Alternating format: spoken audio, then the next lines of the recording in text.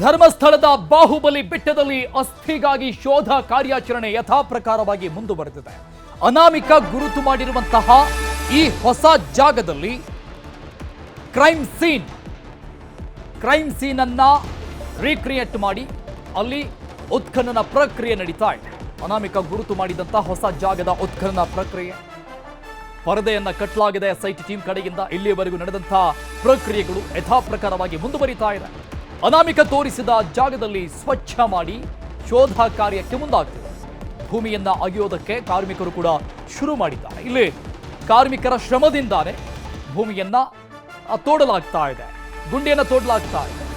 ಬಾಹುಬಲಿ ಬೆಟ್ಟದಲ್ಲಿ ಎಸ್ಐಟಿ ಮತ್ತು SOCO team ಬೀಡ್ಬಿಟ್ಟಿದೆ.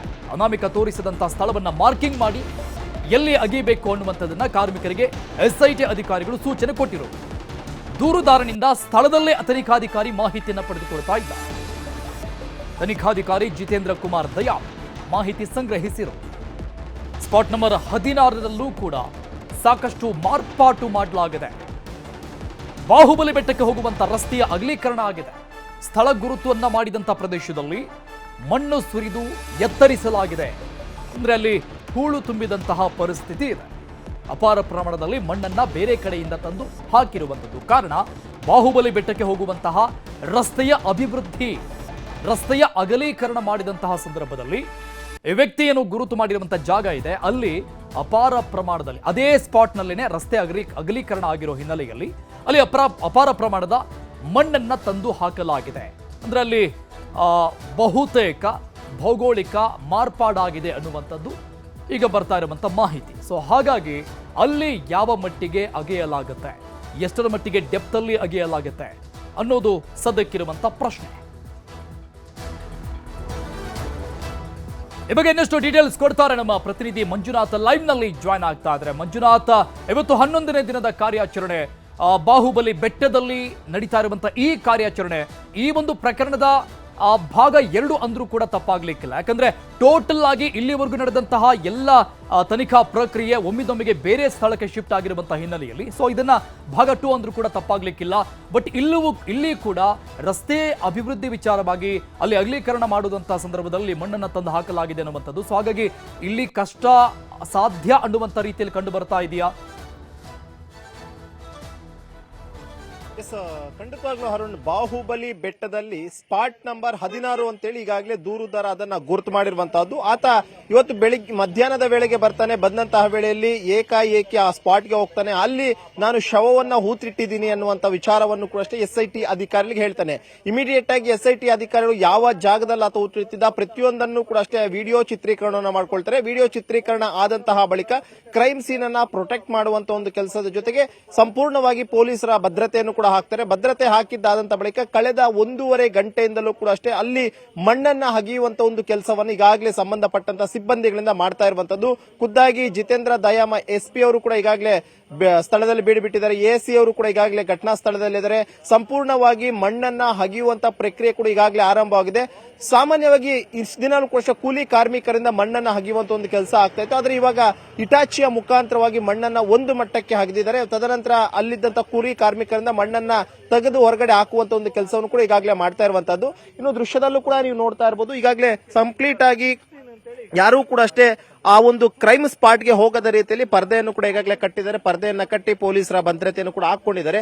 ಸದ್ಯಕ್ಕೆ ನೀವು ನೋಡ್ತಾ ಇರಬಹುದು, ಜೆಸಿಬಿಯ ಮುಖಾಂತರವಾಗಿ ಮಣ್ಣು ಹಗಿಯುವಂತ ಒಂದು ಕೆಲಸ ಈಗಾಗಲೇ ನಡೆದಿತ್ತು. ಯಾಕಂದ್ರೆ ಬೆಳಿಗ್ಗೆ ಕೂಡ ಅಷ್ಟೇ ಆತ ಆ ಒಂದು ಕ್ರೈಮ್ ಸ್ಪಾಟ್ ಅನ್ನ ಗುರುತು ಮಾಡಿದಂತಹ ಬಳಿಕ ಆ ಒಂದು ಕೂಲಿ ಕಾರ್ಮಿಕರ ಕೈಲಿ ಹಗಿಸುವಂತ ಒಂದು ಕೆಲಸಕ್ಕೆ ಕೂಡ ಮುಂದಾಗಿದ್ರು. ಆದ್ರೆ ಎಲ್ಲೋ ಒಂದ್ ಕಡೆ ಇಟಾಚಿಯ ಮುಖಾಂತರವಾಗಿ ಹಾಕಿದ್ರೆ ಅಥವಾ ಜೆಸಿಬಿ ಮುಖಾಂತರವಾಗಿ ಏನಾದ್ರು ಹಾಕಿದ್ರೆ ಈಸಿ ಆಗುತ್ತೆ ಪ್ರೊಸೆಸ್. ಯಾಕಂದ್ರೆ ನಿನ್ನೆ ತರ ಸುಮಾರು 4-5 ಗಂಟೆಗಳ ಡಿಲೇ ಆಗುವಂತದ್ದು ಬೇಡ. ಅಟ್ಲೀಸ್ಟ್ ಮೇಲ್ಪದ್ರ ಒಂದು ಆತನನ್ನ ಹೇಳಿರುವಂತಹ ಮಾಹಿತಿಯ ಪ್ರಕಾರವಾಗಿ ಪ್ರತಿಯೊಂದು ಶವವನ್ನು ಕೂಡ ಅಷ್ಟೇ 6 ರಿಂದ 7 ಅಡಿಯ ಒಂದು ಡೀಪ್ ಆಗಿ ನಾನು ಹೂತಿದ್ದೀನಿ ಅಂತ ಹೇಳಿದ್ದೇನೆ. ಆ ಒಂದು ಕಾರಣಕ್ಕೋಸ್ಕರ ಸುಮಾರು 6 ಅಡಿಯಲ್ಲಿ ಹೂತಿದ್ದೇನೆ ಅಂತಂದ್ರೆ 4 ಅಡಿಯಷ್ಟು ಜೆಸಿಬಿಯ ಮುಖಾಂತರವಾಗಿ ಮಣ್ಣನ್ನು ಹಗದು ತದನಂತರ 2 ಅಡಿಯನ್ನ ಕೂಲಿ ಕಾರ್ಮಿಕರಿಂದ ಹಗದು ಆ ಒಂದು ಅಸ್ಥಿ ಪಂಜರ ಸಿಕ್ಕಿದ್ರೆ ಅದನ್ನ ತೆಗೆಯುವಂತ ಒಂದು ಕೆಲಸವನ್ನ ಮಾಡೋಣ ಅಂತ ಹೇಳಿ ತೀರ್ಮಾನಕ್ಕೆ ಬಂದಿದ್ದಾರೆ. ಏನಕ್ಕೆ ಈ ತೀರ್ಮಾನಕ್ಕೆ ಬಂದಿದ್ದಾರೆ ಅಂತಂದ್ರೆ ಇನ್ನೆಯಿಂದಲೂ ಕೂಡ ಅಷ್ಟೇ ಆತ ಹೇಳ್ತಾ ಇರುವಂತದ್ದು ಇನ್ನೂ ಕೂಡ ಅಷ್ಟೇ ಸಾಕಷ್ಟು ಸ್ಪಾಟ್ಗಳಿದಾವೆ. ಕೇವಲ ಒಂದೇ ಸ್ಪಾಟ್ ಅಲ್ಲ, ಇನ್ನು 30 ಸ್ಪಾಟ್ಗಳನ್ನು ನಾನು ಗುರುತಿಸ್ತೀನಿ. ಈಗಾಗಲೇ 15 ಸ್ಪಾಟ್ ಆಗಿದೆ, ಇನ್ನೂ ಒಂದು 15 ಸ್ಪಾಟ್ಗಳಿದಾವೆ ಅಂತ ಹೇಳಿದ. ಇದೇ ರೀತಿಯಾಗಿ ಒಂದೊಂದು ದಿನ ಒಂದೊಂದು ಸ್ಪಾಟ್ ನಲ್ಲಿ ಕಾರ್ಯಾಚರಣೆ ಮಾಡ್ತು ಅಂತಂದ್ರೆ ತಡ ಆಗಬಹುದು ಅನ್ನೋಂಥ ಒಂದು ಕಾರಣಕ್ಕೋಸ್ಕರನೇ ಈ ರೀತಿಯಾಗಿ ವೇಗವಾಗಿ ಕಾರ್ಯಾಚರಣೆ ಮಾಡುವಂತ ನಿಟ್ಟಿನಲ್ಲಿ ಆತ ಎಷ್ಟು ಅಡಿಯಲ್ಲಿ ಆ ಒಂದು ಮೃತದೇಹವನ್ನ ಹಾಕಿದ್ದಾರೆ ಅನ್ನುವಂತ ತಿಳ್ಕೊಂಡು ಅಷ್ಟು ಮಟ್ಟಿಗೆ ಸುಮಾರು 70ರಷ್ಟು ಮಣ್ಣನ್ನ JCBಯ ಮುಖಾಂತರವಾಗಿ ಉಳಿದಂತಹ 30% ಮಣ್ಣನ್ನ ಕೂಲಿ ಕಾರ್ಮಿಕರನ್ನ ಇಟ್ಟು ಒಗೆಯುವಂತಹ ಒಂದು ಕೆಲಸಕ್ಕೆ ಮುಂದಾಗಿದ್ದಾರೆ. ಇನ್ನು ಸೋಕೋ ಟೀಮ್ ಕೂಡ ಅಷ್ಟೇ, ಯಾಕಂದ್ರೆ ಸೋಕೋ ಟೀಮ್ ನ ಸುಮಾರು 8 ಜನ ಅಧಿಕಾರಿಗಳು ಕೂಡ ಈಗಾಗಲೇ ಘಟನಾ ಸ್ಥಳದಲ್ಲಿ ಇದ್ದಾರೆ. ಅವರು ಕೂಡ ಅಷ್ಟೇ ಮಣ್ಣನ್ನ ಹಗೆಯುತ್ತಿರುವಂತಹ ಸಂದರ್ಭದಲ್ಲಿ ಏನಾದ್ರೂ ಅವಶೇಷಗಳು ಸಿಕ್ಕಿದ್ರೆ ಇಮಿಡಿಯೇಟ್ ಆಗಿ ಅದನ್ನ ತಮ್ಮ ಸುಪರ್ದಿಗೆ ತಗೊಂಡು ಅದನ್ನ ವೆರಿಫೈ ಸ್ಪಾಟ್ ಅಲ್ಲಿ ಮಾಡುವಂತ ಒಂದು ಕೆಲಸಕ್ಕೂ ಕೂಡ ಅವರು ಕೂಡ ಮುಂದಾಗಿರುವಂತಹದ್ದು. ಇನ್ನು ಈ ಒಂದು ಸಂದರ್ಭದಲ್ಲಿ ನೋಡುವಂತಂದ್ರೆ ಆಲ್ಮೋಸ್ಟ್ ಈಗ 3 ಗಂಟೆ ಆಗಿದೆ. 3 ಗಂಟೆ ಆದ್ರೂ ಕೂಡ ಅಷ್ಟೇ ಇನ್ನೂ ಕೂಡ 1 ರಿಂದ 1.5 ಗಂಟೆಗಳ ಕಾಲ ಕಾರ್ಯಾಚರಣೆ ಇಡಿಸುವಂತ ಸಾಧ್ಯತೆ ಇದೆ. ಒಂದ್ ವೇಳೆ ಏನಾದ್ರೂ ಇಲ್ಲಿ ನಿನ್ನೆ ರೀತಿಯಲ್ಲಿ ಏನಾದ್ರೂ ಮೃತದೇಹ ಸಿಕ್ಕಿಲ್ಲ ಅಂತಂದ್ರೆ ಬಹುತೇಕ ಇವತ್ತಿಗೆ ಇದನ್ನ ಅಂತ್ಯ ಮಾಡುವಂತ ಸಾಧ್ಯತೆ ಇದೆ. ಒಂದ್ ವೇಳೆ ಮೃತದೇಹ ಸಿಕ್ಕಂತ ಬಳಿಕ ಆ ಒಂದು ಮೃತದೇಹವಾಗಿರ್ಬೋದು ಅಥವಾ ಮೂಳೆಗಳಾಗಿರ್ಬೋದು ಅದನ್ನ ಇಲ್ಲಿ ಫ್ರೀಸ್ ಮಾಡುವಂತ ಒಂದು ಕೆಲಸವನ್ನು ಕೂಡ ಅಷ್ಟೇ ಸಂಬಂಧಪಟ್ಟಂತಹ ಅಧಿಕಾರಿಗಳು ಮಾಡ್ತಾರೆ. ಸದ್ಯಕ್ಕೆ ಇಲ್ಲಿವರೆಗೂ ಕೂಡ ಅಷ್ಟೇ, ಯಾಕಂದ್ರೆ ಆಲ್ಮೋಸ್ಟ್ ಆತ ಹೇಳಿರುವಂತಹ ಪ್ರಕಾರವಾಗಿ 6 ರಿಂದ 7 ಅಡಿಯಷ್ಟು ಮಣ್ಣನ್ನ ಹಗಿಬೇಕು ಅಂತ ಏನಿದೆ ಕ್ರೈಮ್ ಸೀನ್ ನ ಗುರುತು ಮಾಡಿದ್ದೇನೆ. ಅಲ್ಲಿ ಇಲ್ಲಿವರೆಗೂ ಕೂಡ ಅಷ್ಟೇ JCBಯ ಮುಖಾಂತರವಾಗಿ 4 ಅಡಿಯಷ್ಟು ಮಣ್ಣನ್ನ ಈಗಾಗಲೇ ತೆಗೆದಿದ್ದಾರೆ. 4 ಅಡಿ ಮಣ್ಣನ್ನ ತೆಗೆದಿದ್ದ ಅಂತ ಬಳಿಕ ಅಲ್ಪವಾಗಿ ಮಧ್ಯಾಹ್ನದ ಭೋಜನ ವಿರಾಮ ಅಂತ ಹೇಳಿ ಈಗಾಗಲೇ ಮಾಡ್ಕೊಂಡಿರುವಂತದ್ದು. ಬಹುತೇಕ ಈಗ 3:15 ಬಳಿಕ ಮತ್ತೆ ಕಾರ್ಯಾಚರಣೆ ಶುರುವಾಗುತ್ತೆ. ಇನ್ನೊಂದು 2 ಅಡಿಯಷ್ಟು ಏನಾದ್ರೂ ಮಣ್ಣನ್ನ ಕೂಲಿ ಕಾರ್ಮಿಕರ ಮುಖಾಂತರವಾಗಿ ತೆಗೆದ್ರೆ ಅಲ್ಲಿ ಏನಾದ್ರೂ ಅವಶೇಷಗಳು ಸಿಗಬಹುದಾ ಇಲ್ಲವೋ ಅನ್ನುವಂಥದ್ದು ನೋಡ್ಬೇಕಾಗಿರುತ್ತೆ. ಯಾಕಂದ್ರೆ ನಿನ್ನೆ ಕೂಡ ಅಷ್ಟೇ ಆತ ಬಹಳ ಕಾನ್ಫಿಡೆಂಟ್ ಆಗಿದ್ದ. 15ನೇ ಸ್ಪಾಟ್ ಅನ್ನ ಗುರುತು ಮಾಡುವಂತ ಸಂದರ್ಭದಲ್ಲೂ ಕೂಡ ಅಷ್ಟೇ ಆತ ಹೇಳ್ತಾ ಇದ್ದ, ಇಲ್ಲೇ ನಾನು ಒಂದು ಶವವನ್ನ ಹೂತಿಟ್ಟಿದ್ದೆ ಅಂತ ಹೇಳಿದ್ರು. ಅದರ ಒಂದು ಫಲವಾಗಿ SIT ಅಧಿಕಾರಿಗಳು ಕೂಡ ಘಟನಾ ಸ್ಥಳಕ್ಕೆ ಹೋಗ್ತಾರೆ. ಕೇವಲ ಒಂದಲ್ಲ 4 ಕಡೆಗಳಲ್ಲಿ ಹಾಗದ್ ನೋಡ್ತಾರೆ. ಯಾವುದೇ ರೀತಿಯಾದಂತಹ ಒಂದು ಪ್ರಯೋಜನ ಆಗೋದಿಲ್ಲ. ಬರಿಗೈಲಿ ವಾಪಸ್ ಆಗಿದ್ರು. ಇವತ್ತು ಕೂಡ ಅಷ್ಟೇ ತುಂಬಾ ಕಾನ್ಫಿಡೆಂಟ್ ಆಗಿದ್ದ. ಬೆಳಿಗ್ಗೆ ಎನ್ಕ್ವೈರಿ ಮಾಡಿದಂತ ಸಂದರ್ಭದಲ್ಲೂ ಕೂಡ ಅಷ್ಟೇ ಬಾಹುಬಲಿ ಬೆಟ್ಟಕ್ಕೆ ಕರ್ಕೊಂಡು ಹೋದ್ರೆ ಅಲ್ಲಿ ನಾನು ಸ್ಪಾಟ್ ಅನ್ನ ಗುರುತು ಮಾಡ್ತೀನಿ ಅಂತ ಹೇಳಿದ್ರೆ ಈ ಒಂದು ನಿಟ್ಟಿನಲ್ಲಿ ಮಧ್ಯಾಹ್ನ 12:30 ಸುಮಾರಿಗೆ ನೇರವಾಗಿ SIT ಕಚೇರಿಯಿಂದ ಈ ಬಾಹುಬಲಿ ಬೆಟ್ಟ ಕಡೆ ಕರ್ಕೊಂಡು ಬರ್ತಾರೆ. ಕರ್ಕೊಂಡು ಬಂದಂತ ಸಂದರ್ಭದಲ್ಲಿ ಈ ಒಂದು ಪ್ಲೇಸ್ಗೆ ಏನ್ ಬರ್ತಾನೆ, ಈ ಒಂದು ಪ್ಲೇಸ್ಗೆ ಬಂದಂತ ವೇಳೆಯಲ್ಲಿ ಆತ ಎಲ್ಲಿ ಹೂತಿಟ್ಟಿದ್ದ ಅನ್ನುವಂಥದ್ದು ನೇರವಾಗಿ ಕೇವಲ ಈ ರೋಡ್ ನಲ್ಲಿ ಇಳಿದಂತ 10 ರಿಂದ 15 ಸೆಕೆಂಡ್ ನಲ್ಲಿ ಆತ ಸ್ಪಾಟ್ ಅನ್ನ ಗುರುತು ಮಾಡ್ತಾನೆ. ಸದ್ಯಕ್ಕೆ ಸ್ಪಾಟ್ ಅನ್ನ ಸಂಪೂರ್ಣವಾಗಿ ಪೊಲೀಸರು ತಮ್ಮ ಸುಪರ್ದಿಗೆ ಪಡ್ಕೊಂಡಿರುವಂತದ್ದು, ಅದನ್ನ ಪರಿಶೀಲನೆ ಮಾಡುವಂತ ಒಂದು ಕೆಲಸವನ್ನ ಮಾಡ್ತಿದ್ದಾರೆ. ಮತ್ತೊಂದು ಕಡೆಗೆ ಈಗಾಗಲೇ JCBಯ ಮುಖಾಂತರವಾಗಿ ಕೂಡ ಅಷ್ಟೇ ಕಾರ್ಯಾಚರಣೆ ಬೇಗ ಆಗ್ಲಿ ಅನ್ನುವಂತ ನಿಟ್ಟಿನಲ್ಲಿ ಈಗಾಗಲೇ ಕೆಲಸ ಮಾಡ್ತಾ ಇರುವಂತದ್ದು. ಏನಕ್ಕೆ ಅಂತಂದ್ರೆ ಧರ್ಮಸ್ಥಳದಲ್ಲಿ ಕಳೆದ 15 ದಿನಗಳಿಂದಲೂ ಕೂಡ ಅಷ್ಟೇ ನಿರಂತರವಾದಂತಹ ಮಳೆ ಆಗ್ತಿತ್ತು. ನಿನ್ನೆ ಕೂಡ ಅಷ್ಟೇ ಮಳೆಯಿಂದಾಗಿ ಕಾರ್ಯಾಚರಣೆ ಒಂದು ಅರ್ಧ ಗಂಟೆ ಕಾಲ ತಡ ಆಗಿತ್ತು. ಆ ನಿಟ್ಟಿನಲ್ಲಿ ಕಾರ್ಯಾಚರಣೆ ಸ್ಥಗಿತ ಆಗಬಾರ್ದು, ಅಡ್ಡಿ ಆಗಬಾರ್ದು, ಮಳೆ ಬಂತು ಅಂತಂದ್ರೆ ಆ ಒಂದು ಕಾರಣಕ್ಕೋಸ್ಕರನೇ JCBಗಳನ್ನಿಟ್ಟು ಮಣ್ಣನ್ನ ಮೇಲ್ಪದರದಲ್ಲಿ ತೆಗೆದುಕೊಂಡು ತದನಂತರ ಡೀಪ್ ಆಗಿ ಏನಾದ್ರೂ ಹೋಗಬೇಕು, ಇನ್ನೊಂದು 2-3 ಅಡಿ ಹೋಗಬೇಕು ಅಂತಂದ್ರೆ ಕೂಲಿ ಕಾರ್ಮಿಕರ ಮುಖಾಂತರವಾಗಿ ಅಗಿಯುವಂತ ಒಂದು ಕೆಲಸಕ್ಕೂ ಕೂಡ ಮುಂದಾಗ್ತಿದ್ದಾರೆ. ಮತ್ತೊಂದು ಕಡೆಗೂ ಕೂಡ ಅಷ್ಟೇ ಈಗಾಗಲೇ ಏನಿ ಒಂದು ಸ್ಪಾಟ್ ಅನ್ನ ಗುರುತು ಮಾಡ್ದ. ಈ ಸ್ಪಾಟ್ ಗುರುತು ಮಾಡಿದಾದಂತಹ ಬಳಿಕ ಗ್ರಾಮ ಪಂಚಾಯತಿಯಿಂದ ಒಂದಷ್ಟು ಡಾಕ್ಯುಮೆಂಟ್ಸ್ ಅನ್ನು SIT ಅಧಿಕಾರಿಗಳು ತಗೊಂಡಿದ್ರು. ಆ ಡಾಕ್ಯುಮೆಂಟ್ಸ್ ಅನ್ನು ಕೂಡ ಈಗಾಗಲೇ ತಗೊಂಡು ಬಂದಿದ್ದಾರೆ. ಯಾಕಂದ್ರೆ ಇಲ್ಲಿ ಯಾವುದೇ ಕಾರಣಕ್ಕೂ ಕೂಡ ಅಷ್ಟೇ ಮುಂದಿನ ಕಾರ್ಯಾಚರಣೆ ಅನ್ನುವಂಥದ್ದು ಡಿಲೇ ಆಗಬಾರದು. ಯಾಕಂದ್ರೆ ಅಲ್ಲಿ ಗ್ರಾಮ ಪಂಚಾಯತಿ ವ್ಯಾಪ್ತಿಯಲ್ಲಿ ಇರುವಂತದ್ದು 1990ರಿಂದ 2005ರವರೆಗೂ ಕೂಡ ಅಷ್ಟೇ ಇಲ್ಲಿ ಸ್ಮಶಾನ ಇರಲಿಲ್ಲ. ಆ ಒಂದು ಸಂದರ್ಭದಲ್ಲಿ ಯಾವುದೇ ಒಬ್ಬ ವ್ಯಕ್ತಿ ಸಾವನ್ನಪ್ಪಿರುವಂತದ್ದಾಗಿರ್ಬೋದು ಅಥವಾ ಯಾವುದೇ ಒಬ್ಬ ವ್ಯಕ್ತಿ ಆತ್ಮಹತ್ಯೆ ಕೊಂಡಿದ್ರೆ ಅವರ ಒಂದು ಕುಟುಂಬಸ್ಥರ ಏನಾದ್ರು ಮಾಹಿತಿ ಇಲ್ಲ ಅಂತಂದ ವೇಳೆಯಲ್ಲಿ ಅವರನ್ನ ಗ್ರಾಮ ಪಂಚಾಯತಿಯ ಅನುಮತಿಯನ್ನ ತಗೊಂಡು ಒಂದಷ್ಟು ಪ್ಲೇಸ್ಗಳಲ್ಲಿ ಅಂತ್ಯ ಸಂಸ್ಕಾರವನ್ನ ಮಾಡಿರುವಂತದ್ರ ಬಗ್ಗೆ ಒಂದಷ್ಟು ದಾಖಲೆಗಳಿತ್ತು. ಆ ಒಂದು ದಾಖಲೆಗಳನ್ನು ಕೂಡ ತರಿಸಿಕೊಂಡಿದ್ದಾರೆ. ಏನಾದ್ರೂ ಆ ಒಂದು ದಾಖಲೆಗಳಲ್ಲಿ ಯಾವುದಾದ್ರೂ ಈ ಒಂದು ಈತ ದೂರುದಾರ ರೆಕಗ್ನೈಸ್ ಮಾಡಿರುವಂತಹ ಪ್ಲೇಸ್ ಏನಾದ್ರೂ ಅಲ್ಲಿ ರಿಜಿಸ್ಟರ್ ಆಗಿದೆಯಾ ಇಲ್ವಾ ಅನ್ನುವಂಥದ್ದನ್ನ ಚೆಕ್ ಮಾಡುವಂತ ನಿಟ್ಟಿನಲ್ಲಿ ಈಗಾಗಲೇ ಕಂಪ್ಲೀಟ್ ಆಗಿ ಗ್ರಾಮ ಪಂಚಾಯತಿಯಿಂದ ತಗೊಂಡಂತಹ ಸಂಪೂರ್ಣವಾದಂತಹ ದಾಖಲೆಗಳನ್ನು ಕೂಡ ತರಿಸಿಕೊಂಡು ಈ ಒಂದು ಪ್ಲೇಸ್ ಏನಾದ್ರೂ ಅಲ್ಲಿ ರಿಜಿಸ್ಟರ್ ಆಗಿದೆಯಾ ಇಲ್ವಾ ಅನ್ನುವಂಥದ್ದನ್ನ ತಾಳೆ ಹಾಕಿ ನೋಡುವಂತ ಒಂದು ಕೆಲಸವನ್ನು ಕೂಡ ಅಷ್ಟೇ SIT ಅಧಿಕಾರಿಗಳು ಮಾಡ್ತಾ ಇರುವಂತದ್ದು.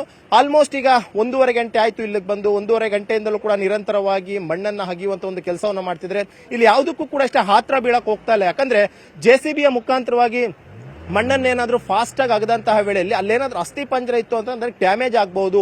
ಆ ಡ್ಯಾಮೇಜಸ್ ದಿಂದ ಒಂದಷ್ಟು ಸಾಕ್ಷ್ಯಗಳ ನಾಶ ಆಗಬಹುದು ಅನ್ನುವಂತ ಒಂದು ಕಾರಣಕ್ಕೋಸ್ಕರ ಆದಷ್ಟು ನಿಧಾನಗತಿಯಲ್ಲಿ ಈ ಒಂದು ಕಾರ್ಯಾಚರಣೆಯನ್ನ ಮಾಡ್ತಾ ಇರುವಂತದ್ದು. ಕೇವಲ 3-4 ಅಡಿಗಳಷ್ಟೇ ಮಣ್ಣನ್ನ ಈ ಒಂದು JCBಯಿಂದ ತೆಗೆದು ಉಳಿದಂತ 1-2 ಅಡಿಯಷ್ಟು ಮಣ್ಣನ್ನ ಕೂಲಿ ಕಾರ್ಮಿಕರಿಂದ ತೆಗೆಸುವಂತ ಒಂದು ಕೆಲಸಕ್ಕೆ ಮುಂದಾಗಿದ್ದಾರೆ.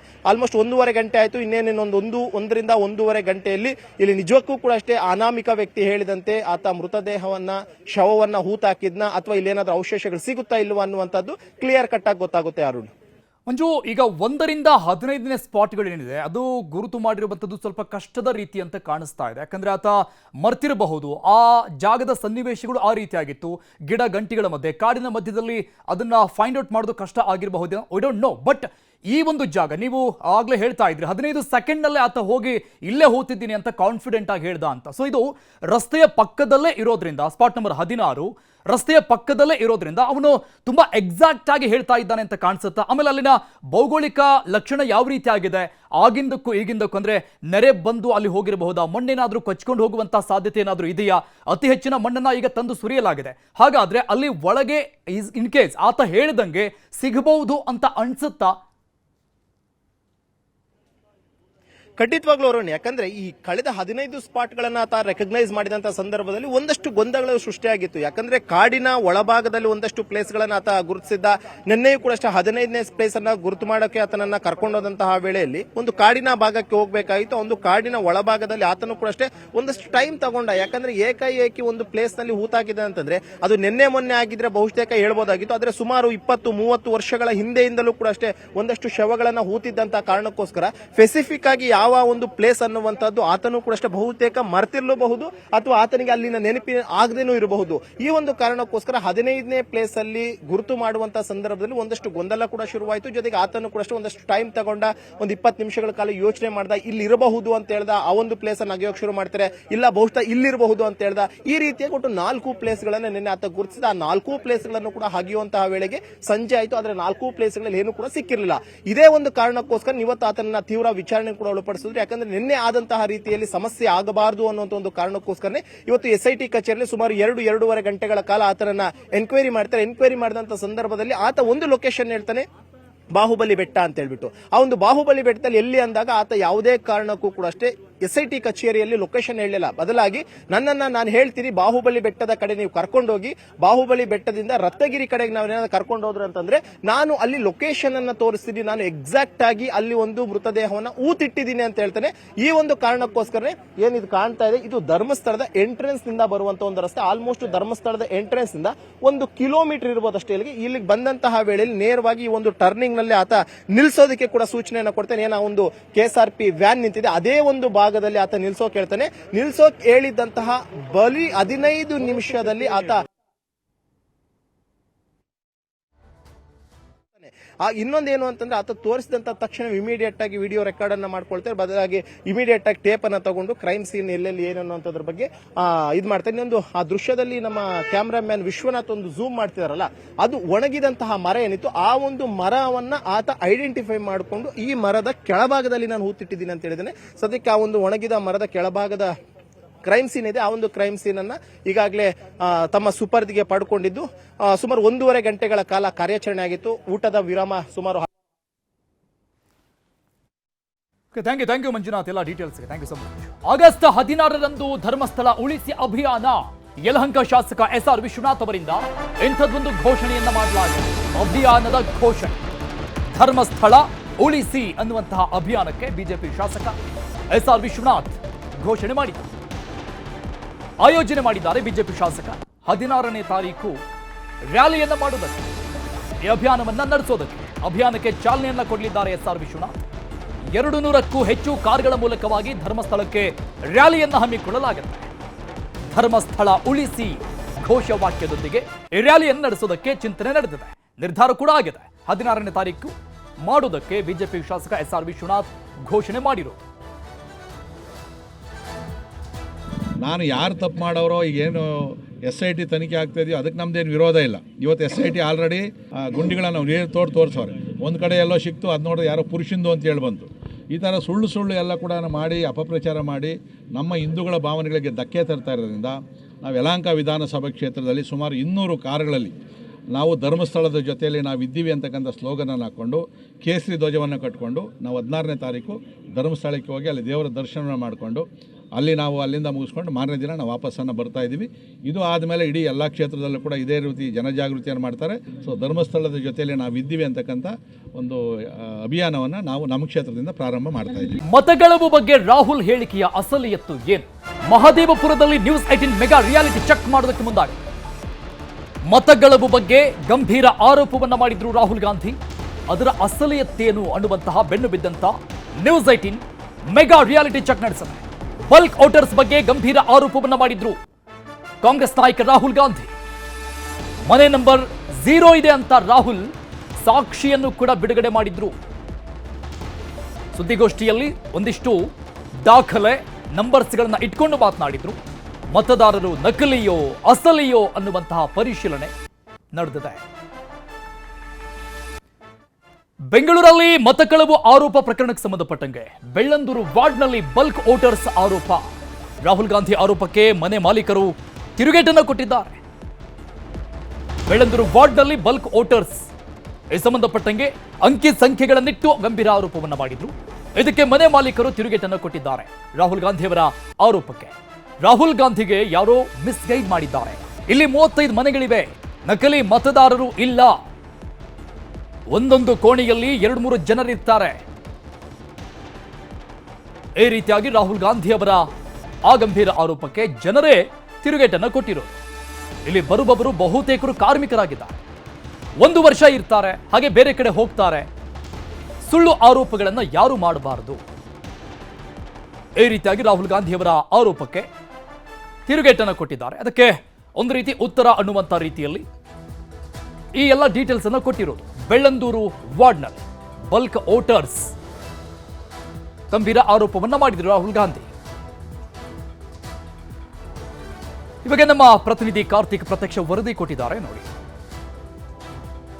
ರಾಹುಲ್ ಗಾಂಧಿ ಅವರ ಆರೋಪದಲ್ಲಿ ಯಾವ ಪ್ರಮಾಣದಲ್ಲಿ ಸತ್ಯ ಇದೆ, ಸತ್ಯಾಸತ್ಯತೆ ಏನಿದೆ ಅನ್ನುವಂಥದ್ದನ್ನು ತಿಳ್ಕೊಳ್ಳೋದಕ್ಕೆ ನ್ಯೂಸ್ 18 ಇವತ್ತು ಬೆಳ್ಳಂದೂರು ವಾರ್ಡ್ಗೆ ಬಂದಿದೆ. ಅವರೇನು ಆರೋಪ ಮಾಡಿದ್ರಲ್ಲ ಮನೆ ನಂಬರ್ 35 ಅದರ ಮುಂಭಾಗ ನಾವಿದ್ದೇವೆ. ನಿಮಗೆ ಆ ಒಂದು ಸ್ಥಳವನ್ನು ಕೂಡ ತೋರಿಸ್ತಾ ಹೋಗ್ತೀನಿ. ಇದೇ ಒಂದು ಮನೆಯನ್ನ ವಿಚಾರವಾಗಿ ರಾಹುಲ್ ಗಾಂಧಿ ಅವರು ಆರೋಪವನ್ನು ಮಾಡಿದ್ರು. ಕೇವಲ 35 ನಂಬರ್ನ ಮನೆಯಲ್ಲಿ 80ಕ್ಕೂ ಹೆಚ್ಚು ಜನ ವೋಟರ್ ಐಡಿಯನ್ನು ಪಡೆದುಕೊಂಡಿದ್ದಾರೆ. ಆ ಮೂಲಕವಾಗಿ ಇಲ್ಲಿ ಮತಗಳ್ಳತನ ಆಗಿದೆ. ನಕಲಿ ಮತದಾರರ ಮೂಲಕವಾಗಿ ಮತವನ್ನು ಚಲಾಯಿಸಿ ಬಿಜೆಪಿ ಈ ಒಂದು ಚುನಾವಣೆಯನ್ನು ಗೆಲ್ಲೋದಕ್ಕೆ ಪ್ರಯತ್ನ ಮಾಡಿ ಅದರಲ್ಲಿ ಯಶಸ್ಸನ್ನು ಕಂಡಿದೆ ಅನ್ನುವಂಥ ಒಂದು ಆರೋಪವನ್ನು ಮಾಡಿದ್ರು. ನಾನು ನಿಮಗೆ ದೃಶ್ಯಗಳಲ್ಲಿ ತೋರಿಸ್ತಾ ಹೋಗ್ತೀನಿ ಯಾವ ರೀತಿಯಾಗಿ ಇದೆ ಈ ಒಂದು ಮನೆ ನಂಬರ್ 35 ಅನ್ನುವಂಥದ್ದನ್ನು. ಇದು ವಸತಿ ಸಮುಚ್ಚಯದ ರೀತಿಯಲ್ಲಿದೆ. ವರ್ಕರ್ಸ್ಗಳಿಗೆ ಅಂದ್ರೆ ಉಳ್ಕೊಳ್ಳೋದಕ್ಕೆ ವ್ಯವಸ್ಥೆನ ಯಾವ ರೀತಿಯಾಗಿ ಮಾಡ್ತಾರಲ್ಲ, ಪಾರ್ಟಿಷನ್ ಅನ್ನ ಮಾಡಿ ಚಿಕ್ಕ ಚಿಕ್ಕ ರೂಮ್ಗಳನ್ನ ಮಾಡಿ ಅವ್ರಿಗೆ ಅನುಕೂಲ ಆಗೋ ರೀತಿಯಲ್ಲಿ ಮಾಡ್ಕೊಳ್ತಾರಲ್ಲ, ಅದೇ ರೀತಿಯಾಗಿ ಇಲ್ಲಿ ಬಿಲ್ಡಿಂಗ್ ಅನ್ನು ಕಟ್ಟಿದ್ದಾರೆ ನೋಡಿ. ಒಬ್ಬರು ವ್ಯಕ್ತಿ ಸಹ ಇದ್ದಾರೆ, ಇಲ್ಲಿ ಉಳ್ಕೊಂಡಿದ್ದಾರೆ. ಇದು ಗೊತ್ತಾಗತ್ತೆ ಇದನ್ನ ನಿರ್ಮಾಣ ಮಾಡಿರುವಂತ ಮಾದರಿನ ನೋಡಿದ್ರೆ ಇಲ್ಲಿ ವರ್ಕರ್ಸ್ಗಳಿಗೆ ಅನುಕೂಲ ಆಗೋದಕ್ಕೆ ಅವ್ರಿಗಾಗಿಯೇ ಇದನ್ನ ನಿರ್ಮಾಣ ಮಾಡದಂತೆ ಕಾಣಿಸ್ತಾ ಇದೆ. ಜೊತೆಗೆ ಇಲ್ಲಿ ಇದೇ ಒಂದು ಮನೆ ನಂಬರ್ನ ಬಳಸಿಕೊಂಡು 80ಕ್ಕೂ ಹೆಚ್ಚು ಮತದಾರರು ಮತ ಚಲಾವಣೆ ಮಾಡಿದ್ದಾರೆ ಅನ್ನುವಂಥ ಆರೋಪವನ್ನು ರಾಹುಲ್ ಗಾಂಧಿ ಅವರು ಮಾಡಿದ್ರು. ಆದರೆ ಇಲ್ಲಿ ಅವ್ರು ಹೇಳ್ತಾ ಇದ್ರು ಒಂದು ಮನೆಯಲ್ಲಿ 80 ಜನ ಇರೋದಕ್ಕೆ ಸಾಧ್ಯ ಇದೆಯಾ ಅನ್ನುವಂಥ ಪ್ರಶ್ನೆ. ಆದರೆ ಈ ಒಂದು ಬಿಲ್ಡಿಂಗ್ ಅನ್ನು ನೋಡಿದ್ರೆ 80 ಜನ ಉಳಿದುಕೊಳ್ಳೋದಕ್ಕೆ ಸಾಧ್ಯ ಇರುವಂತಹ ಒಂದು ಕೊಠಡಿ ಅಂತದ್ದು ನಮಗೆ ಕಾಣಿಸುತ್ತೆ. ಯಾಕೆಂದ್ರೆ ಅವರು ಅಂದ್ರೆ ಕೆಲಸಗಾರರಿಗೆ ಅನುಕೂಲವಾಗುವ ರೀತಿಯಲ್ಲಿ ಚಿಕ್ಕ ಚಿಕ್ಕ ಕೋಣೆಗಳನ್ನ ಮಾಡಿ ಇಲ್ಲಿ ಈ ಒಂದು ಕಟ್ಟಡವನ್ನ ನಿರ್ಮಾಣ ಮಾಡಿದ್ದಾರೆ. ಇದು ಬಂದು ನಮ್ಮ ಅಣ್ಣಂದು. ನಮ್ಮ ಅಣ್ಣ ಯಾವ ಪಕ್ಷಕ್ಕೂ ಸೇರಿದವರಲ್ಲ. ನಮ್ಮ ಅಣ್ಣನ ಹತ್ರ ಯಾರೂ ಓಟ್ ಕೊಡಿ ಅಂತ ಕೇಳೋದು ಇಲ್ಲ. ಇದು 35 ಸೀರಿಯಲ್ ನಂಬರ್. ಇದು 35ನೇ ನಂಬರ್ ಬಂದು ರಸಗಂಗಾ ಹೋಟ್ಲ್ ಅಂತಿದೆ. ಅಲ್ಲಿ ಸುಮಾರು 60 ಜನ ಇದ್ದಾರೆ. ಅದರಲ್ಲಿ ಎಲ್ಲ ಕೆಲಸ ಮಾಡೋರು ಹೋಟ್ಲಲ್ಲಿ. ಅಲ್ಲಿ ಮೊನ್ನೆ ನಮಗೆ ಮಾಹಿತಿ ಪ್ರಕಾರ ಒಂದು 6ರಿಂದ 8 ವೋಟ್ ಆಗಿದೆ ಅಂತ. ಇದರಲ್ಲಿ ಆಗಿರೋದು 4 ವೋಟ್ 5 ವೋಟ್ ಆಗಿದೆ. ಇದು 10/12 ಒಂದು ಕಿಚನ್ನು ಒಂದು ಬಾತ್ರೂಮು ಮೈನಸ್ ಮಾಡಿದೆ. ನಿನ್ಗೆ 10-12 ಬರ್ತಿದ್ರೆ 40 ಜನ ವಾಸ ಮಾಡೋಕ್ಕಾಗುತ್ತಾ? ಸುಳ್ಳು ಇದೆಲ್ಲ. ಯಾರೋ ರಾಹುಲ್ ಗಾಂಧಿಗೆ ಮಿಸ್ಗೈಡ್ ಮಾಡಿದ್ದಾರೆ. ಅಲ್ಲ, ಇಲ್ಲೇನೋ ಸೆಂಟ್ರಲ್ MP ಎಲೆಕ್ಷನ್ದು ಹೇಳ್ತಾರೆ ಇವರು. ಆವಾಗ 136 ಸೀಟು ಕಾಂಗ್ರೆಸ್ ಬಂದಿದೆಯಲ್ಲ, ಅದೆಲ್ಲನೂ ಹಿಂಗೆ ತಾನೇ ಬಂದಿರಬೇಕು. ಹಂಗೆಲ್ಲ ಸುಳ್ಳು ಆರೋಪಗಳು ಮಾಡಬಾರ್ದು. ರಾಹುಲ್ ಗಾಂಧಿಗೆ ಯಾರು ಮಿಸ್ಗೈಡ್ ಮಾಡಿದ್ದಾರೆ. ಅವ್ರು ಮಿಸ್ಗೈಡ್ ಮಾಡಲಿಲ್ಲ ಅಂದರೆ ಮತ್ತೆ 136 ಸೀಟು ಕಾಂಗ್ರೆಸ್ ಅವ್ರು ಗೆದ್ದಿದ್ದಾರಲ್ಲ ಕರ್ನಾಟಕದಲ್ಲಿ. ಅದು ಇದೇ ರೀತಿಯೇ ಓಟ್ ಕದ್ದೆ ಮಾಡಿರಬೇಕಲ್ಲ. ಆ ಥರ ಎಲ್ಲ ನಾವು ಮಾತಾಡಬಾರ್ದು. ನಾನು ಪಕ್ಕಾ ಕಾಂಗ್ರೆಸ್ಸು ಫಾಲೋವರು. ನಾನು MP ಎಲೆಕ್ಷನ್ನಲ್ಲೂ ನಾನು ಕಾಂಗ್ರೆಸ್ ಸಪೋರ್ಟ್ ಮಾಡಿದ್ದೀನಿ. MLA ಎಲೆಕ್ಷನ್ನಲ್ಲೂ ನಾನು ಕಾಂಗ್ರೆಸ್ಗೆ ಸಪೋರ್ಟ್ ಮಾಡಿದ್ದೀನಿ. ಇದು ಲೇಬರ್ ಕ್ಲಾಸ್ ರೂಮು. ಲೇಬರ್ ಇಲ್ಲಿ ಬರ್ತಾರೆ, 6 ತಿಂಗಳು ವರ್ಷ ಇರ್ತಾರೆ, ಇಲ್ಲ 3 ತಿಂಗಳು ಇರ್ತಾರೆ. ಬೇರೆ ಕಡೆ ಜಾಸ್ತಿ ಪೇಮೆಂಟ್ ಅದ್ ಕಡೆ ಹೋಗ್ತಾ ಇರ್ತಾರೆ. ಸರ್, ಒಟ್ಟು ಎಷ್ಟು ರೂಮ್ ಇದೆ ಇಲ್ಲಿ? ಜೊತೆಗೆ ಎಷ್ಟು ಜನ ಉಳ್ಕೊಳ್ತಾ ಇದ್ರು ಅಂದ್ರೆ ಕಳೆದ 6 ತಿಂಗಳ ಹಿಂದೆ ಚುನಾವಣೆ ಹೋಗ್ತಾ ಇರ್ತಾರೆ ಸರ್. ಇಲ್ಲಿ ಇದು ಹರಿಯೋ ನೀರು, ಇದು ಸ್ಟಾಕ್ ವಾಟರ್ ಅಲ್ಲ. ಇದು ಬರ್ತಾರೆ ಹೋಗ್ತಾ ಇರ್ತಾರೆ. ಇಂಥವನೇ ಅಂತ ಗ್ಯಾರಂಟಿ ಏನಿಲ್ಲ ಇದರಲ್ಲಿ. ಎಲ್ಲ ಲೇಬರ್ಸು, ಈ ಹೌಸ್ ಕೀಪಿಂಗು, ಸೆಕ್ಯೂರಿಟಿ ಕೆಲಸ, ಬೇರೆ ಕಡೆ ಜಾಸ್ತಿ ಸಂಬಳ ಸಿಕ್ಕಿದ್ರೆ ಅದ್ ಕಡೆ ಹೋಗ್ತಾ ಇರ್ತಾರೆ ಅವರು. ಇವಾಗ ಇದರಲ್ಲಿ ಇರೋದು 3 ಜನ. ಈ ಹಿಂದೆ ಆಗಿರೋದು ಇದರಲ್ಲಿ 5-6 ವೋಟ್ ಆಗಿದೆ. 40, 60, 80 ವೋಟ್ ಅಂದ್ರೆ ಎಲ್ಲಿಂದ? ಈ ವಟಾರ ಎಲ್ಲಾನು 10 ವೋಟ್ ಓಡೋದಿಲ್ಲ. ನಾನು ಕಾಂಗ್ರೆಸ್ ಸಪೋರ್ಟರ್ ಆಗಿ 2 ಎಲೆಕ್ಷನ್ನಲ್ಲೂ ನಾನು ಬೆಳ್ಳಂಡೂರಲ್ಲಿ ಕ್ಯಾನ್ವಾಸ್ ಮಾಡಿದ್ವಿ. ಒಂದು ಸತಿ ಲಿಂಬಾವಳಿ ಸೋಲ್ಸೋಣ, ಒಂದು ಸತಿ ಕಾಂಗ್ರೆಸ್ಗೆ ವೋಟ್ ಕೊಡ್ರು ಅಂದ್ರೆ ನನ್ನ ಫ್ರೆಂಡ್ಸೇ ನಾನು ಬೈದು ಕಳಿಸೋರು. ಎಲೆಕ್ಷನ್ 2 ದಿವಸ ಐತೆ ಅನ್ನೋವಾಗ ನಾನು ಮನೆಯಲ್ಲಿ ಕುಂತ್ಕೊಂಡ್ಬಿಟ್ಟೆ. ನನಗೆ ಗೊತ್ತಾಗ್ಬಿಡ್ತು ಇಲ್ಲಿ ಏನು ಮಾಡಿದ್ರು ಕಾಂಗ್ರೆಸ್ ಬರೋದಿಲ್ಲ. ಇದು ರಾಹುಲ್ ಗಾಂಧಿ ಅವರು ಏನು ಆರೋಪವನ್ನ ಮಾಡಿದ್ರು, 80ಕ್ಕೂ ಹೆಚ್ಚು ಮತದಾರರು ಒಂದೇ ಮನೆಯಲ್ಲಿ ಇದ್ದಾರೆ ಅನ್ನುವಂತಹ ರೀತಿಯಲ್ಲಿ, ಜೊತೆಗೆ ಅವರೆಲ್ಲರೂ ಕೂಡ ನಕಲಿ ವೋಟ್ ಮತದಾರರು ಅನ್ನುವಂಥ ರೀತಿಯಲ್ಲಿ ಅವರ ಆರೋಪ ಇತ್ತು. ಅದಕ್ಕೆ ಸಂಬಂಧಪಟ್ಟಂತೆ ಅದೇ ಒಂದು ಮನೆಯ ಒಂದು ಮಾಲೀಕರ ಸಹೋದರರು ಈಗ ನಮಗೆ ಮಾಹಿತಿಯನ್ನು ಕೊಡ್ತಾ ಇರುವಂತದ್ದು. ಉತ್ತರ ಭಾರತದವರು ಬರ್ತಾರೆ, ಉತ್ತರ ಕರ್ನಾಟಕ ಭಾಗದವರು ಕೂಡ ಇಲ್ಲಿ ಬಂದು ಉಳ್ಕೊಳ್ತಾರೆ ಅನ್ನುವಂಥ ಮಾತನ್ನು ಕೂಡ ಹೇಳ್ತಾ ಇರುವಂತದ್ದು. ಕ್ಯಾಮರಾ ಪರ್ಸನ್ ವೆಂಕಟೇಶ್ವರ ಜೊತೆ ಕಾರ್ತಿಕ್, ನ್ಯೂಸ್ 18 ಕನ್ನಡ, ಬೆಂಗಳೂರು. ಬೆಂಗಳೂರಿನ ಮಹದೇವಪುರದಲ್ಲಿ ಮತಗಳ್ಳತನ ಆಗಿದೆ ಎನ್ನುವಂತ ಗಂಭೀರ ಆರೋಪವನ್ನು ರಾಹುಲ್ ಗಾಂಧಿ ಮಾಡಿದರು. ವೋಟರ್ ಐಡಿಯಲ್ಲಿ ಮನೆ ನಂಬರ್ 0 ಇದೆ ಅಂತ ಅದನ್ನು ಕೂಡ ಅವರು ಸಾಕ್ಷಿಯನ್ನು ತೋರಿಸಿದ್ರು. ಈ ಬಗ್ಗೆ ಸಾಕ್ಷಿಯನ್ನ ಬಿಡುಗಡೆ ಮಾಡಿದ್ರು ರಾಹುಲ್ ಗಾಂಧಿ ಬಿಡುಗಡೆ ಮಾಡಿದಂತಹ ಸಾಕ್ಷಿಯಲ್ಲಿ ಮಂಜುಳಾ ಅನ್ನುವಂಥವರ ಹೆಸರಿದೆ.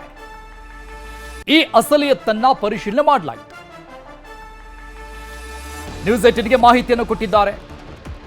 ಆ ವೋಟರ್ ಐಡಿಗೆ ಸಂಬಂಧಪಟ್ಟಂತಹ ಮತದಾರ, ನಮ್ಮ ವೋಟರ್ ಐಡಿಯಲ್ಲಿ ಮನೆ ನಂಬರ್ 0 ಅಂತಾನೆ ಇದೆ, ಹಾಗನ್ ಮಾತ್ರಕ್ಕೆ ನಾವು ನಕಲಿ ಮತದಾರರು ಅಲ್ಲ, ನಂಬರ್ ಇಲ್ಲ ಅಂತಿದ್ರೆ 0 ಅಂತ ಇದೆ ಅಂದ್ರೆ ಅದು ನಮ್ಮ ತಪ್ಪಲ್ಲ. ರಾಹುಲ್ ಗಾಂಧಿ ಅವರು ಸುಮ್ಮನೆ ಹೇಳಬಾರದು. ಮನೆ ನಂಬರ್ 0 ಇರೋದು ನಮ್ಮ ಗಮನಕ್ಕೆ ಬಂದಿರಲಿಲ್ಲ, ನಮ್ಮನ್ನು ಯಾರು ಈ ಹಿಂದೆ ಸಂಪರ್ಕ ಮಾಡಿಲ್ಲ, ಪರಿಶೀಲನೆ ಮಾಡೋದಕ್ಕೆ ಯಾರು ಕೂಡ ಬಂದಿಲ್ಲ, ನಮ್ಮದು ಕೂಡ ಸ್ವಂತ ಮನೆ ಇರೋದು, ವೋಟರ್ ಲಿಸ್ಟ್ ಅಲ್ಲಿ ನನ್ನ ಹೆಸರಿದೆ, ನಾನು ಕೂಡ ವೋಟ್ ಮಾಡ್ತಾ ಇದ್ದೇನೆ. ಆದ್ರೆ ರಾಹುಲ್ ಗಾಂಧಿ ಅವರು ಮಾಡುವಂತಹ ಆರೋಪ ಸಲ್ಲ, 0 ಅಂತ ಇದೆ ಅಂದ್ರೆ ನಾವು ನಕಲಿ ಮತದಾರರು ಅಲ್ಲ ಅಂತ ಹೇಳಿದ್ದಾರೆ. ನಮ್ಮ ಪ್ರತಿನಿಧಿ ಕಾರ್ತಿಕ್ ಈ ಬಗ್ಗೆ ಪ್ರತ್ಯಕ್ಷ ವರದಿ ಕೊಟ್ಟಿದ್ದಾರೆ, ನೋಡಿ. ರಾಹುಲ್ ಗಾಂಧಿ ದೇಶದ ಚುನಾವಣಾ ವ್ಯವಸ್ಥೆಯ ಬಗ್ಗೆ ಪ್ರಶ್ನೆಯನ್ನು ಎತ್ತಿದ್ದಾರೆ. ಅದರಲ್ಲೂ ಮತಗಳ್ಳತನ ಆರೋಪವನ್ನ ಮಾಡ್ತಾ ಇದ್ದಾರೆ. ಅದಕ್ಕೆ ಸಂಬಂಧಪಟ್ಟಂತೆ ಕೆಲವೊಂದಿಷ್ಟು ಸಾಕ್ಷಿಗಳನ್ನು ಕೂಡ ಅವರು ಬಿಡುಗಡೆ ಮಾಡಿದ್ರು. ಅದರಲ್ಲಿ ಪ್ರಮುಖವಾಗಿರುವಂತದ್ದು ಅಡ್ರೆಸ್ಸೇ ಇಲ್ಲಿರ್ತಕ್ಕಂಥವರು ಇಲ್ಲಿ ಮತದಾನವನ್ನು ಮಾಡಿದ್ದಾರೆ. ವೋಟರ್ ಐಡಿಯಲ್ಲಿ 00 ಅಂತ ಇದೆ ಮನೆ ನಂಬರ್ ಅನ್ನುವಂಥ ಒಂದು ಆರೋಪವನ್ನ ಮಾಡಿ ಕೆಲವೊಂದಿಷ್ಟು ದಾಖಲೆಗಳನ್ನು ಕೂಡ ಬಿಡುಗಡೆ ಮಾಡಿದ್ರು. ಆ ದಾಖಲೆಯಲ್ಲಿ ಇರ್ತಕ್ಕಂಥ ನಂಬರ್ 8 ಮತ್ತು ನಂಬರ್ 4ರ ನಂಬರ್ ಏನಿದೆ ಅವರು ದಾಖಲೆ ಬಿಡುಗಡೆ ಮಾಡಿರುವಂಥದ್ದು. ಅದರಲ್ಲಿ ಮಂಜುಳಾ ಅನ್ನುವಂಥವರ ಹೆಸರು ಕೂಡ ಇತ್ತು, ಹಾಗೆ ಅವರ ಪತಿಯ ಹೆಸರು ಕೂಡ ಇತ್ತು. ಅವರನ್ನು ನಾವು ಇವತ್ತು ಮಾತನಾಡಿಸ್ತೇವೆ. ಅವರ ಮನೆಗೆ ನಾನು ಬಂದಿದ್ದೇನೆ, ನಿಮಗೆ ತೋರಿಸ್ತಾ ಹೋಗ್ತೇನೆ. ಇದೇ ಒಂದು ದೃಶ್ಯಗಳಲ್ಲಿ ಇದೇ ಅವರ ಮನೆ. ರಾಹುಲ್ ಗಾಂಧಿ ಏನು ದಾಖಲೆ ಬಿಡುಗಡೆ ಮಾಡಿದ್ರಲ್ಲ, ಆ ದಾಖಲೆಯಲ್ಲಿ ಸೀರಿಯಲ್ ನಂಬರ್ 8 ಮತ್ತು 4ರಲ್ಲಿ ಇವರಿಬ್ಬರ ಹೆಸರು ಕೂಡ ಉಲ್ಲೇಖ ಇತ್ತು.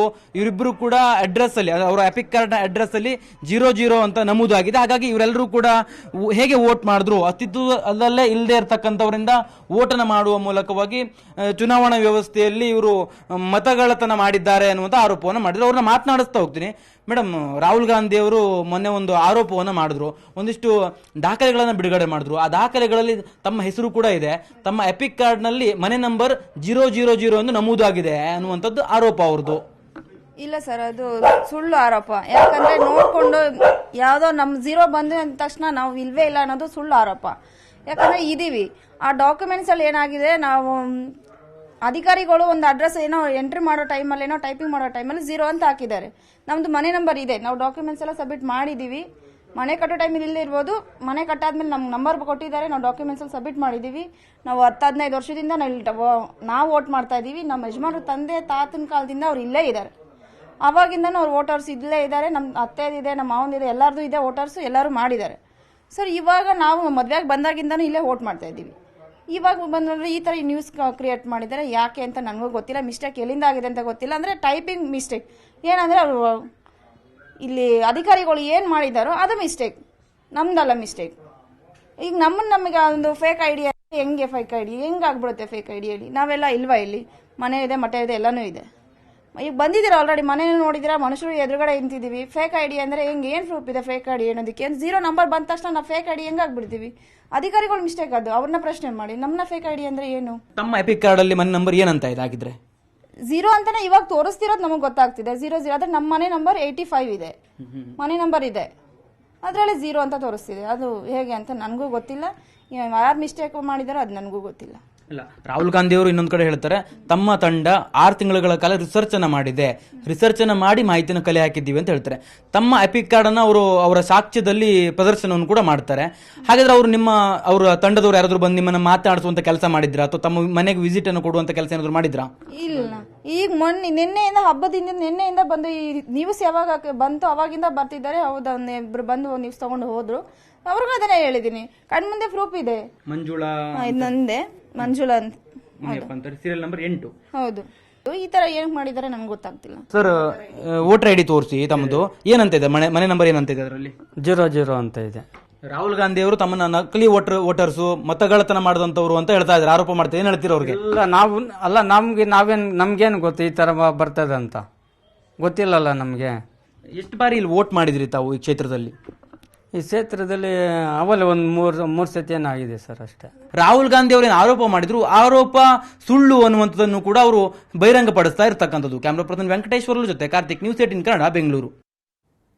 ಪ್ರಧಾನಿ ನರೇಂದ್ರ ಮೋದಿ ನಾಳೆ ಬೆಂಗಳೂರಿಗೆ ಭೇಟಿ ನೀಡಲಿದ್ದಾರೆ. ಬೆಳಿಗ್ಗೆ 10:30ಕ್ಕೆ HAL ವಿಮಾನ ನಿಲ್ದಾಣ ತಲುಪುವ ಪ್ರಧಾನಿ ಅಲ್ಲಿಂದ ಹೆಲಿಕಾಪ್ಟರ್ ಮೂಲಕ HQTC ಹೆಲಿಪ್ಯಾಡ್ಗೆ ಆಗಮಿಸಲಿದ್ದಾರೆ. ಅಲ್ಲಿಂದ ರಸ್ತೆ ಮೂಲಕವಾಗಿ ಸಂಗೊಳ್ಳಿ ರಾಯಣ್ಣ ರೈಲ್ವೆ ನಿಲ್ದಾಣಕ್ಕೆ ಬರಲಿರುವ ಮೋದಿ 3 ವಂದೇ ಭಾರತ್ ರೈಲಿಗೆ ಚಾಲನೆ ಕೊಡಲಿದ್ದಾರೆ. ಆ ಬಳಿಕ ರಾಗಿಗುಡ್ಡ ಮೆಟ್ರೋ ನಿಲ್ದಾಣಕ್ಕೆ ಆಗಮಿಸುವಂತಹ ಪ್ರಧಾನಿ ನರೇಂದ್ರ ಮೋದಿ ಅವರು ಮೆಟ್ರೋ ಹಳದಿ ಮಾರ್ಗಕ್ಕೆ ಅಲ್ಲಿ ಚಾಲನೆ ನೀಡಿ ಮೆಟ್ರೋದಲ್ಲಿ ಎಲೆಕ್ಟ್ರಾನಿಕ್ ಸಿಟಿಯವರೆಗೆ ಪ್ರಯಾಣ ಬೆಳೆಸಲಿದ್ದಾರೆ. ಎಲೆಕ್ಟ್ರಾನಿಕ್ ಸಿಟಿಯಲ್ಲಿ ನಡೆಯುವಂತಹ ಕಾರ್ಯಕ್ರಮದಲ್ಲಿ ಮೆಟ್ರೋ 3ನೇ ಹಂತಕ್ಕೂ ಕೂಡ ಪ್ರಧಾನಿ ಮೋದಿ ಶಂಕುಸ್ಥಾಪನೆಯನ್ನ ನೆರವೇರಿಸಲಿದ್ದಾರೆ. ನಾಳೆ ಬೆಂಗಳೂರಿಗೆ ಪ್ರಧಾನಿ ನರೇಂದ್ರ ಮೋದಿ ಅವರು ಆಗಮಿಸ್ತಾ ಇದ್ದಾರೆ. ಈ ಹಿನ್ನೆಲೆಯಲ್ಲಿ ರಾಗಿಗುಡ್ಡ ಮೆಟ್ರೋ ನಿಲ್ದಾಣದ ಬಳಿ ಇದೀಗ ಅದ್ದೂರಿಯಾಗಿರುವಂತಹ ಸಿದ್ಧತೆಗಳು ಕೂಡ ನಡೆದಿರುವಂತದ್ದು. ಒಂದ್ ಕಡೆಯಿಂದ ಅಭಿಮಾನಿಗಳಿಗೆ ಪ್ರಧಾನಿ ಅವರನ್ನ ನೋಡೋದಕ್ಕೆ ಬೇಕಾಗಿರುವಂತಹ ಬ್ಯಾರಿಕೇಡ್ಗಳ ಅಳವಡಿಕೆ ಆದ್ರೆ, ಮತ್ತೊಂದು ಕಡೆ ಹಳದಿ ಮಾರ್ಗವನ್ನ ನರೇಂದ್ರ ಮೋದಿ ಏನು ಉದ್ಘಾಟನೆ ಮಾಡ್ತಿದ್ದಾರೆ, ರಾಗಿಗುಡ್ಡ RV ರೋಡ್ ಮತ್ತೆ ಎಲೆಕ್ಟ್ರಾನಿಕ್ ಸಿಟಿ ವರೆಗಿನ ಹಳದಿ ಮಾರ್ಗವನ್ನ, ಅದಕ್ಕೆ ರಾಗಿಗುಡ್ಡದಲ್ಲಿ ಒಂದು ಕಾರ್ಯಕ್ರಮವನ್ನು ಕೂಡ BMRCL ಹಮ್ಮಿಕೊಂಡಿರುವಂತದ್ದು. ರಾಗಿಗುಡ್ಡ ಮೆಟ್ರೋ ನಿಲ್ದಾಣದಲ್ಲೂ ಕೂಡ ಇದೀಗ ಎಲ್ಲಾ ರೀತಿಯಾಗಿರುವಂತಹ ಸಿದ್ಧತೆಗಳನ್ನು ಕೂಡ ಮಾಡ್ತಾ ಇದ್ದಾರೆ. ಕೆಲವು ಹೊತ್ತುಗಳ ಮುಂಚೆ ಅಷ್ಟೇ ಸ್ಥಳೀಯ ಶಾಸಕರಾಗಿರುವಂತಹ CK ರಾಮಮೂರ್ತಿ ಅವರು ಕೂಡ ಭೇಟಿಯನ್ನ ಕೊಟ್ಟು ಪರಿಶೀಲನೆ ಮಾಡಿದ್ರು. ಜೊತೆಗೆ BBMP ದಕ್ಷಿಣ ವಲಯದ ಆಯುಕ್ತರು ಮತ್ತೆ BMRCL ನ ಹಿರಿಯ ಅಧಿಕಾರಿಗಳು ಸ್ಥಳದಲ್ಲೇ ಬೀಡು ಬಿಟ್ಟಿರುವಂತದ್ದು, ಎಲ್ಲಾ ರೀತಿಯಾಗಿರುವಂತಹ ಸಿದ್ಧತೆಗಳನ್ನು ಮಾಡ್ತಾ ಇರುವಂತದ್ದು. ಜೊತೆಗೆ ಡಾಗ್ ಸ್ಕ್ವಾಡ್ ಕೂಡ ಬಂದು ಇದೀಗ ಭದ್ರತೆಯನ್ನ ಪರಿಶೀಲನೆಯನ್ನ ಮಾಡ್ತಾ ಇರುವಂತದ್ದು. ನಾಳೆ ಬೆಳಿಗ್ಗೆ 12:30 ಸುಮಾರಿಗೆ ನರೇಂದ್ರ ಮೋದಿ ಅವರು ಆ ರಾಗಿಗುಡ್ಡ ಮೆಟ್ರೋ ನಿಲ್ದಾಣಕ್ಕೆ ಬರ್ತಾರೆ. ಬಂದು ಹಳದಿ ಮಾರ್ಗ ಹೊಸ ಮಾರ್ಗದ ಈ ಒಂದು ಲೇನ್ ಅನ್ನ, ನಮ್ಮ ಮೆಟ್ರೋ ಲೇನ್ ಅನ್ನ ಉದ್ಘಾಟನೆಯನ್ನು ಕೂಡ ಮಾಡ್ತಾರೆ. ಬೆಳಿಗ್ಗೆ 11:30 ಸುಮಾರಿಗೆ HAL ನಿಂದ ನೇರವಾಗಿ ಅವರು ಏನು ಹೆಲಿಕಾಪ್ಟರ್ ಮೂಲಕ ಹೆಲಿಪ್ಯಾಡ್ ಹೆಡ್ ಕ್ವಾರ್ಟರ್ಗೆ ಬರ್ತಾರೆ. ಅಲ್ಲಿಂದ ಮಾರ್ಗದ ಮೂಲಕವಾಗಿ ಸಂಗೊಳ್ಳಿ ರಾಯಣ್ಣ ರೈಲು ನಿಲ್ದಾಣಕ್ಕೆ ಬಂದು ಬೆಂಗಳೂರು ಬೆಳಗಾವಿ ವಂದೇ ಭಾರತ್ ರೈಲು ಉದ್ಘಾಟನೆ ಮಾಡ್ತಾರೆ. ಅದಾದ ಬಳಿಕ ನೇರವಾಗಿ ರಾಗಿಗುಡ್ಡ ಮೆಟ್ರೋ ನಿಲ್ದಾಣಕ್ಕೆ ಬಂದು ಹಳದಿ ಮಾರ್ಗದ ಎಲ್ಲೋ ಹೊಸ ಮಾರ್ಗ ಏನಿದೆ ಅದನ್ನ ಈಗ ಉದ್ಘಾಟನೆ ಮಾಡ್ತಾ ಇರುವ ಜೊತೆಗೆ ದಕ್ಷಿಣ ಭಾರತದ ಚೊಚ್ಚಲ ಡಬಲ್ ಡೆಕ್ಕರ್ ಫ್ಲೈಓವರ್ ಇದೆ, ಆ ಒಂದು ಫ್ಲೈಓವರ್ ಅನ್ನು ಕೂಡ ಇಲ್ಲಿ ಉದ್ಘಾಟನೆ ಮಾಡೋದಕ್ಕೆ ಸಿದ್ಧತೆಗಳನ್ನ ಮಾಡಿಕೊಳ್ತಾ ಇರುವಂತದ್ದು. ಬೆಂಗಳೂರಿನ ಕ್ಯಾಮರಾ ಪರ್ಸನ್ ಗುರುಶೇಖರ್ ಜೊತೆ ಆಶಿಕ್ ಮುಲ್ಕಿ, ನ್ಯೂಸ್ 8.